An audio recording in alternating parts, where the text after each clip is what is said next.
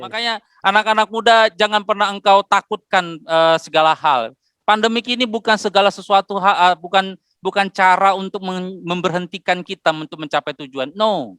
Jangan pernah kamu takut, oh pandemi kenapa ini nanti kalau ada pandemi saya nggak sampai tujuan. No, no, no, no, no, no. Pandemik ini bukanlah hal untuk menggagalkan kamu sampai pada tujuan. Justru pandemik inilah yang membuat kamu semakin keras berlari untuk sampai pada tujuan. Berpikir keras, sobat muda. Jangan kau dipermanja dengan kenikmatan-kenikmatan dunia. So, yang ketiga nih, Bung.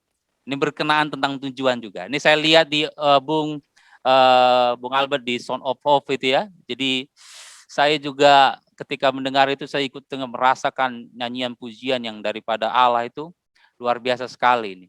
Artinya adalah Bung sudah merasakan bahwa inilah panggilanku. Aku ingin bernyanyi kepada Allah. So, untuk anak-anak muda nih, Bung, bisa nggak share sedikit? Bagaimana sih caranya, ya apalagi di tengah pandemik ini ya, kita bisa mendengar suara atau panggilan Allah itu? Kita dengar panggilan Allah tuh sebenarnya semuanya kembali ke apa yang kita sudah renungkan dan baca setiap hari. Firman Tuhan itu yang penting, karena kehidupan ini, dia akan berotasi, hari-hari akan nggak semakin baik, teman-teman. Hari itu akan semakin jahat. Itu ada di dalam firman, ada dalam Alkitab. Itu. Nah, apa yang jadi pegangan kita sampai hari ini? Kalau pegangan kita cuma informasi-informasi yang kita dapat dari TikTok, dari Instagram, dari Facebook, itu bukan kebenarannya. Kebenarannya cuma aja di dalam firman Tuhan.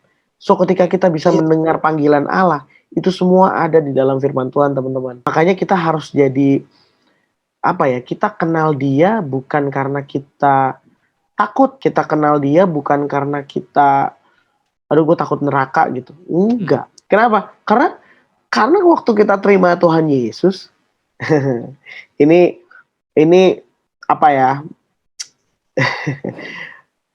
saya harus kasih tahu ini. Waktu kita terima Tuhan Yesus, kita sudah selamat. Kita bukan lagi ingin selamat. Enggak. Kita sudah selamat. Itu yang bedain kita sama teman-teman kita yang lain. Kita bukan lagi mengejar surga. Enggak. Surga cuma tempat. Tapi apa yang tadi kita udah bahas. Apa yang Tuhan mau untuk kita lakukan di sini. Untuk menjadi berkat. Untuk menjadikan sebuah bangsa, segala bangsa, murid. Itu semua masing-masing dengan kita. Saya nggak mau kasih bentuk. Karena semua masing-masing punya talent dan bakatnya masing-masing. Jadi Tuhan akan pakai itu buat ke teman-teman, nanti teman-teman jadi apa, mau jadi perawat mungkin, atau jadi arsitek atau apa. Jalani itu semua. Tapi temukan Dia dalam setiap jalan-jalan kamu. Tuhan tuh, ini saya ini dari kejadian saya pribadi soalnya. Dan saya baru dapat akhir-akhir ini. Tuhan itu Dia nggak cuma ada ketika kita mengambil keputusan yang benar. Dia juga ada ketika kita mengambil keputusan yang salah. Wow, kayaknya, masa sih kok? Gini-gini. Loh, kan Dia udah janji. Dia akan menyertai kita sampai kesudahan zaman. Kalau kita ngerti ini, bahwa kita tuh bukan anak yang dihukum. Enggak, kita anak yang dikasihi Tuhan. Jadi dalam setiap keputusanmu, gini, buat salah itu beda dengan buat dosa, teman-teman. Yang Tuhan mau kita jangan buat dosa. Kalau kita salah, abis itu kita bisa bikin benar. Kita tahu abis itu kita mana yang benar. Tapi bikin salah belum tentu bikin dosa. Bikin dosa udah pasti salah. Jadi mungkin kita salah mengambil keputusan hari ini. Tapi teman-teman mesti percaya, Tuhan itu, Dia bukan Tuhan yang cuma ketika gue lagi ambil keputusan yang benar, Dia ada di situ. Enggak. Domba yang hilang aja Dia cari. Anak yang hilang aja Dia cari. Jadi Dia selalu ada bersama-sama dengan kita. Nah, makanya balik lagi ke hubungan kita pribadi sama Tuhan tuh seperti apa. Kalau kita menganggap bahwa Tuhan memang di dalam kita, Dia selalu ada bersama-sama dengan kita. Bahkan dalam lembah kekelaman, dalam pergumulan kita, mungkin kita bingung, kita mau kuliah di mana, kita mau kita berasanya kayak kita salah ngambil jurusan mungkin, atau kita salah ngambil apa, enggak. Tuhan selalu ada di situ dan Tuhan akan pakai itu untuk mendatangkan kebaikan buat kita. Jadi jangan merasa bahwa jangan ngerasa down ketika kamu lagi aduh Tuhan saya udah bikin kesalahan gitu. Enggak, Tuhan akan tetap sayang sama kamu dan Roh Kudus akan bantu kamu untuk kamu bisa memecahkan masalah atau memberikan kamu jalan keluar. Saya mesti share seperti ini karena buat saya generasi itu perlu kita punya kematangan rohani yang mungkin bisa melebihi dari usia dewasa. Gitu. Karena saya percaya banget nubuatan itu. Teruna-terunamu akan bernubuat kok. Kenapa? Itu bukan hal yang nggak mungkin, teman-teman. Saya percaya banget Roh Kudus bekerja sekarang dengan generasi. Ya. Saya bukan suatu hal yang mustahil. Ya. Kalau kita bisa memberitakan kebenaran firman Tuhan meskipun usia kita muda. Jangan seorang pun menganggap dirimu rendah karena engkau muda. Jadi kalau misalnya kita bangun hubungan pribadi dengan Tuhan, sewaktu kita muda, wah teman-teman, itu powerful banget. Nah, ini menarik nih. Kalau misalnya begini nih, Bung, ada anak-anak muda bertanya nih, kenapa lu nggak melayani Tuhan? Yang melayani Tuhan itu kan orang-orang teologi ya, Bang. Kenapa lu nggak melayani Tuhan? Yang melayani Tuhan itu kan mereka yang punya, tadi Bung bilang tingkat kerohaniannya yang tinggi segala macam. Karena dia punya talenta, dia punya karunia. Nah sebenarnya apa sih dalam pandangan Bung sendiri nih ya, melayani Tuhan itu seperti apa sih sebenarnya? Tadi sebenarnya kita udah sama-sama sepakat tuh di Kolose 3 ayat 23. Segala sesuatu yang kamu perbuat lakukan seperti untuk Tuhan. Oke. Emang itu bukan melayani. Nah kita kadang-kadang suka mengotak-ngotakan pelayanan itu di gereja, pelayanan itu memuji Tuhan di atas mimbar, main musik, main itu. Enggak, buat saya pribadi, melayani itu ketika saya ada di lingkungan saya mencerminkan Kristus di situ. Itu saya sedang melayani Tuhan.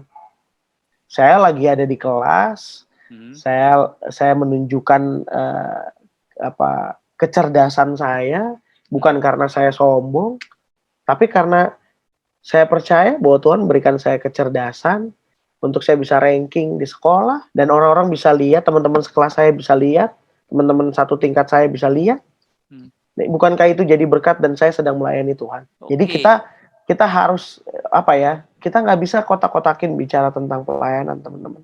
Karena masing-masing kita punya, saya percaya banget kita punya panggilan yang akan memperlengkapi seluruh kerajaan Allah. Saya nyanyi di dunia sekuler. Saya nyanyi di kafe. Saya menghibur teman-teman yang lagi mabok. Gimana caranya saya bilang itu bukan pelayanan? Padahal apapun yang kamu lakukan seperti untuk Tuhan. Tapi di depan saya ada orang mabok. Saya komit dalam hati saya gini, Tuhan, depan saya orang mabok nih. Dia lagi party-party, yang ngiringinnya saya. Coba gimana? Itu sulit kan? Dalam saya punya sikap yang awal. Saya punya sikap hati. Tuhan, saya lakukan ini bukan untuk mereka. Saya mungkin menghibur mereka. Tapi yang saya lakukan ini, saya mau setting hati pikiran saya. Saya lakukan ini seperti saya lakukan buat Tuhan. Saya nyanyi depan Tuhan. Karena bisa dibilang ini pekerjaan saya, gitu. Profesi saya. Ini pelayanan saya. Bingung kan? Iya ya gimana? Orang mabok depan. Bener juga itu. Ayo. Jadi kita nggak bisa mengkotak-kotakan pelayanan, teman-teman. Kalau menurut saya seperti itu, brother. Jadi bukan berarti kalau Bung lagi nyanyi di sekuler, Bung tidak melayani. Yang melayani hanya nyanyi di gereja gitu ya. Iya, enggak juga. Kan Yesus di dalam. Benar. Ya, benar. Itu dia. Mantap. Super sekali. Super sekali. Nah, oke. Berbicara tentang anak muda nih, dia punya style kan. Ada anak-anak muda berpikir gaya hidup anak-anak Kristen tuh harusnya yang tertutup, yang sopan. Kalau laki-laki pakai pantofel, pakai jas, pakai kemeja. Kalau yang perempuan tuh harus pakainya yang dress-dress, jangan yang mini-mini segala macam. So, apa sih konsep gaya anak Tuhan atau gaya hidup anak Tuhan sebenarnya menurut? Buat saya yang jelas ketika kita memakai segala sesuatu itu Mhm. yang tertutup, yang pakai pantofel, kita lakukannya bukan agamawi. Karena kita terjebak dengan agamawi. Peraturan gereja, peraturan ini. Saya tidak sedang menjudge beberapa gereja, enggak. Tapi kalau kita lakukan itu dengan terpaksa dan bukan kemauan kita jadi agamawi, teman-teman. Benar. Dan itu justru malah menyesatkan diri kita sendiri gitu. Jadi apapun yang kamu pakai, apapun yang jadi penampilan kamu, selama itu tidak merugikan orang lain atau justru malah orang lain jadi merasa diberkati ketika kamu lagi memakai semua pakaian kamu gitu kan, bukan jadi sesuatu yang masalah gitu. Selama itu dilakukan bukan berdasarkan agamawi ya. Buat saya sih gitu. Ya nggak mungkin kan saya jalan ke tempat misalnya kayak yang formal banget terus saya pakai jalan yang jeans yang bolong-bolong gitu. Ya enggak dong. Ya logika kita juga harus kita pakai gitu. Bahwa ketika kita berpenampilanlah ya yang sewajarnya, yang memang seharusnya kita mesti berpenampilan. Cuma kalau memang itu lahir dari diri kita untuk gua mau rapih, saya mau terlihat formal, terlihat lebih rapih gitu. Nggak apa-apa. Kenapa? Apa ininya gitu? Apa masalahnya? Buat saya sih nggak masalah. Yang jelas kita nggak bisa yang jelas itu nggak merugikan orang lain. Apakah kalau misalnya gaya hidup anak Tuhan itu harus selalu rajin berbuat baik, rajin berbagi, dia terlihatan sopan, terlihatan alim begitu ya, sehingga orang menilai, oh ini anak Tuhan nih, ini gimana nih tanggapannya? Jadi berbuat baik, sopan, ya, suka memberi, itu tuh bukan kewajiban, teman-teman. Wah, ini menarik ya. Hah? Kak, waduh sesat nih. Bukan kewajiban. Oke, aku jelasin. Karena hubungan pribadi kita sama Tuhan, karena itulah kita akhirnya bisa berbuat baik sama orang. Love God, love people. Ketika kita mengasihi Allah, itu kita udah pasti mengasihi orang sekitar kita. Jadi bukan karena kewajiban, tapi karena hasil dari hubungan pribadi kita sama Tuhan. That's why kita baik sama orang. That's why kita memberi sama orang. That's why kita sopan sama orang. Bukan karena kewajiban gitu. Kalau itu hasil dari kewajiban, berarti kita belum mengenal dia gitu. Kita harus punya hubungan pribadi, teman-teman. Saya udah punya istri. Kami suka sama-sama. Tapi saya pun juga sebagai kepala keluarga dan pribadi saya sendiri, saya perlu waktu sendiri sama Tuhan. Dan itu bisa di mobil, bisa di motor. Saya ngobrol. Dan itu mempengaruhi bagaimana kita bersikap dengan orang.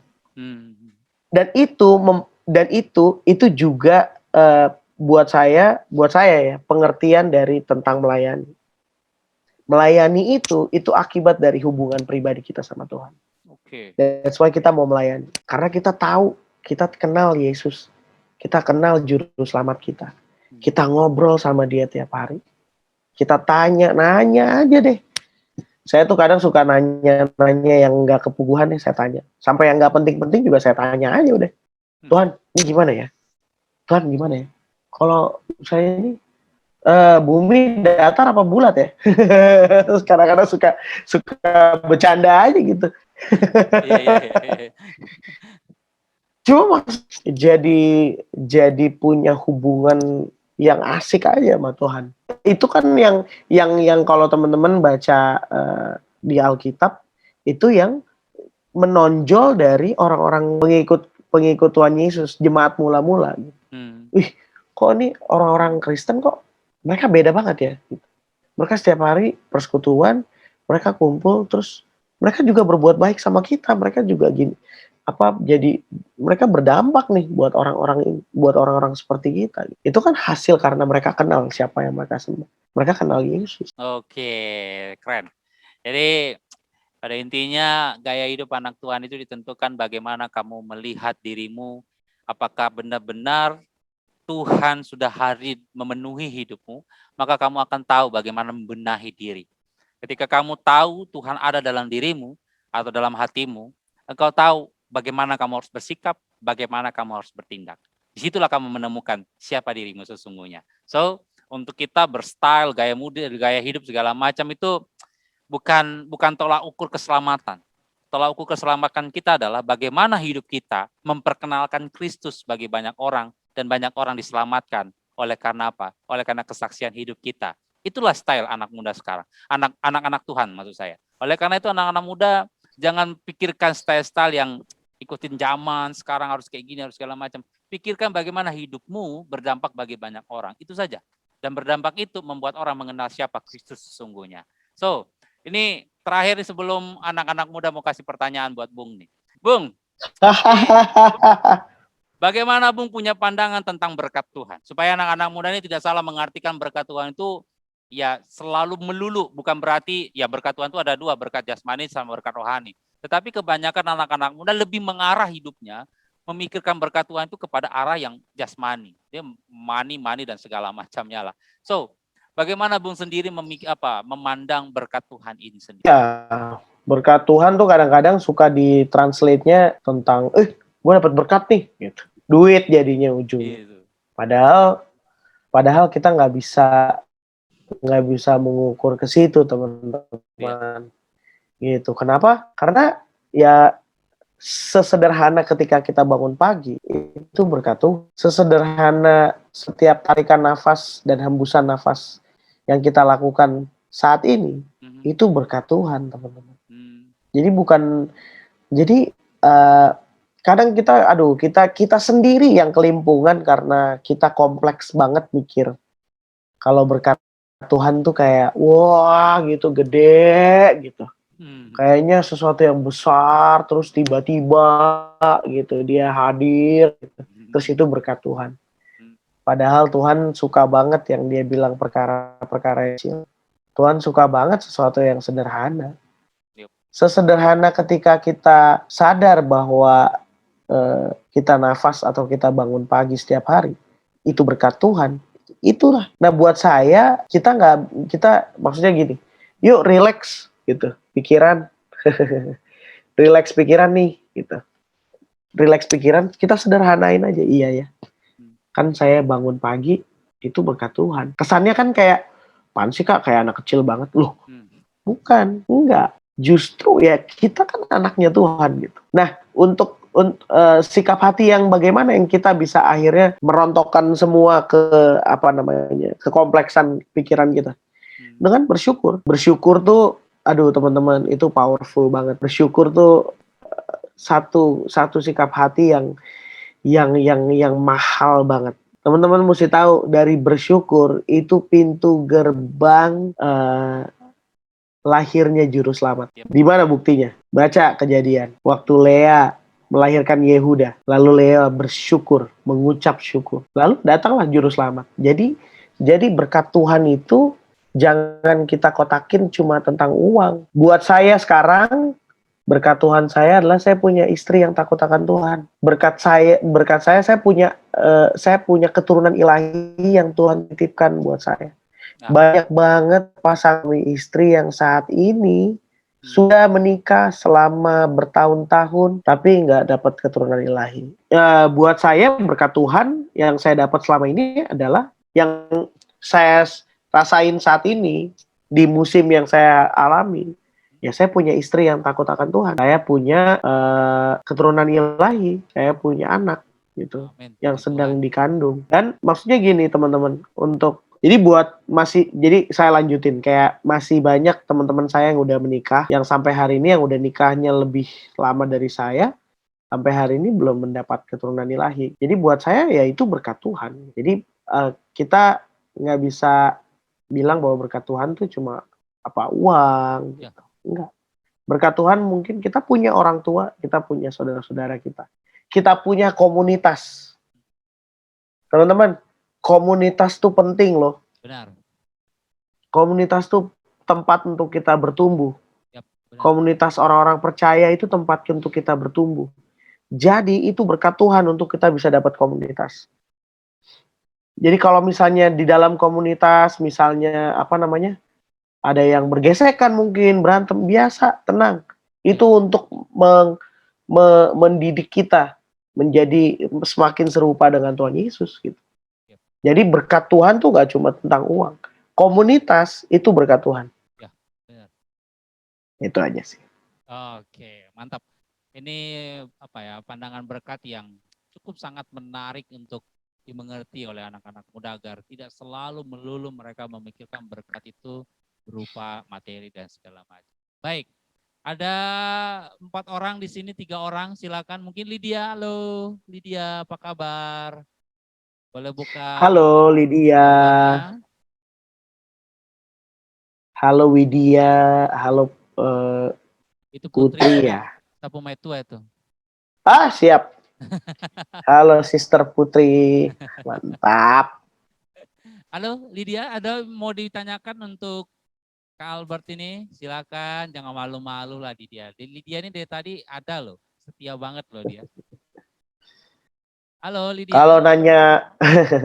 Kalau nanya jalan Trans Sumatera aku nggak tahu ya. Jangan tanya yang Atau Widya mau tanya mungkin sama Kak Albert. Widya, siapa ini? Tidak ada kah? Inilah Bu, kita punya problem. Jadi seperti Bun tadi bilang bahwa komunitas itu penting. Karena di dalam komunitas itu kita bisa share, kita bisa berbagi berkat dan segala macamnya. Karena jujur saja saya punya hati untuk anak-anak muda. Dan sampai sekarang saya jadi dosen di sini, banyak mahasiswa-mahasiswi yang saya didik untuk benar-benar memiliki hati untuk melayani Tuhan. So, kerinduan saya ini adalah supaya ada anak-anak muda yang terus menjadi tongkat estafet lah generasi kita ke depan untuk melanjutkan pelayanan kita ke depan. Karena siapa lagi yang akan bisa membangun gereja kalau bukan generasi muda. So, anak-anak muda, jangan diamkan dirimu untuk tertidur pulas oleh karena kenikmatan-kenikmatan atau kesibukanmu, tapi lihatlah bahwa ketika kamu masih hidup itu berkat Tuhan. Dan ketika kau menikmati berkat Tuhan dalam hidupmu, dan disitulah kamu harus melayani Tuhan. Apapun itu, seperti kata Bung tadi bahwa lakukan segala sesuatu untuk Tuhan. Maka itu akan akan membawa kamu kepada suatu pemahaman bahwa disinilah saya melayani Tuhan. Disinilah saya menemukan apa itu pelayanan yang sesungguhnya. Nah, untuk anak-anak muda yang menonton tayangan ini, ya mungkin yang sedang ataupun yang akan nanti menonton, kiranya kesaksian dari Bung Albert ini membuat kita sadar bahwa kita bukan hidup untuk kita lagi. Ketika Yesus sudah hidup di dalam kita, kita bukan untuk hidup di dalam untuk kita lagi, tetapi kita hidup untuk Tuhan. So, hidupku bukannya aku lagi, kata firman Tuhan, tetapi Yesus yang hidup di dalam aku. Kalau Yesus sudah hidup di dalam kita, biarkan dia yang bekerja untuk membawa kita mengikuti kehendaknya. So, terakhir, Bung, closing statement untuk anak-anak muda supaya mereka semakin semangat lagi menjalani hidup. Oke. Closing statement saya sederhana. Bangun hubungan pribadi kamu sama Tuhan.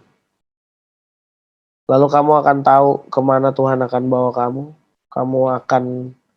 Kamu akan terus rindu untuk berkomunikasi sama Tuhan. Kamu taruh dia dalam hidupmu. Setiap kali kamu mau ambil keputusan, setiap kali kamu mau melangkah, apa yang kamu mau lakukan, kamu selalu tanya dia, kamu selalu berkomunikasi sama dia. Nanti Tuhan yang akan pimpin kamu ke panggilannya dia. Jadi bangun hubungan pribadi sama kamu, sama Tuhan. Baca dan renungkan firman Tuhan. Itu penting, itu sangat penting. Kalau kita mau berbuah, kita harus berakar dulu. Nah, waktu kita berakar di dalam Dia, buah cuma akibatnya aja. Ya. So, bangun hubungan pribadi dengan Tuhan. Oke, terima kasih Bung untuk Sama-sama. bincang-bincang santai malam hari ini. Kiranya apa yang Bung sudah berikan hari ini, malam hari ini, kiranya memberkati anak-anak muda ya Bung ya. Tuhan berkati Bung juga Maitua dan proses mengandung ya. Saya juga Bung Maitua juga sedang mengandung. Jadi kita sama-sama. Mantap. Ini dia nih. Kita punya berkat yang luar biasa. Betul. Nanti kita sering-sering ajak ngomong ya kan? Siap. Saya sering-sering berdoa, nyanyi-nyanyi sama dia pun kandungan. Iya nih. Yes. Mantap sekali. Baik, Bu, kita berdoa dulu ya. Kita berdoa. Ya, yuk. Baik.